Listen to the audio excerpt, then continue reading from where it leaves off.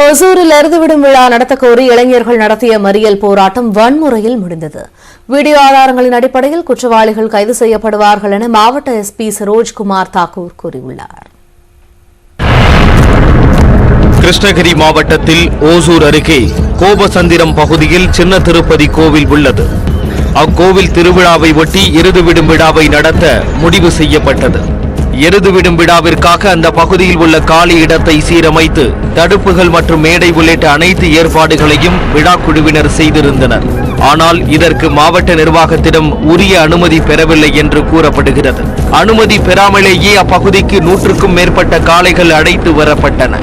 காளைகளை பிடிக்க ஏராளமான இளைஞர்களும் அங்கு திரண்டனர்.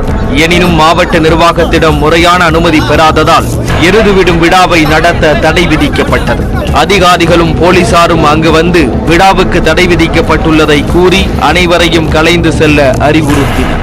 இதனால் ஆத்திரமடைந்த இளைஞர்கள் திடீரென கிருஷ்ணகிரி ஓசூர் சாலையின் நடுவே கற்களை கொட்டி போக்குவரத்தை முடக்கினர். மேலும் அவ்வழியாக வந்த வாகனங்களை மறித்து அவற்றின் மீது ஏறி நின்று மாவட்ட நிர்வாகத்தை கண்டித்து கோஷங்களை எழுப்பினர்.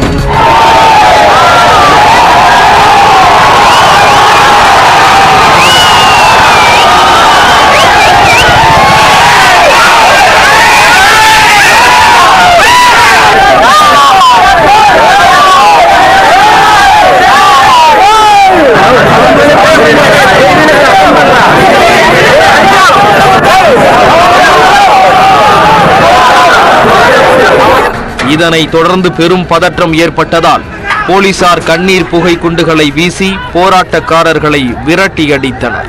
இளைஞர்களின் போராட்டம் எதிரொலியாக மாவட்ட கலெக்டர் ஜெயச்சந்திர பானுரெட்டி எருதுவிடும் விழா நடத்த அனுமதி வழங்கி உத்தரவிட்டார்.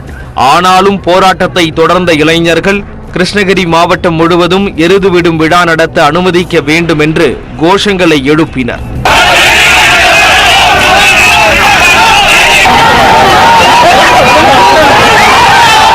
அவ்வழியாக சென்ற வாகனங்களை கல்வீசி தாக்கினர்.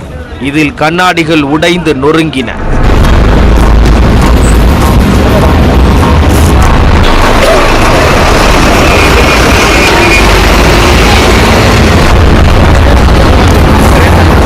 இதனால் மீண்டும் அவர்களை கலைக்க போலீசார் தடியடி நடத்தினர்.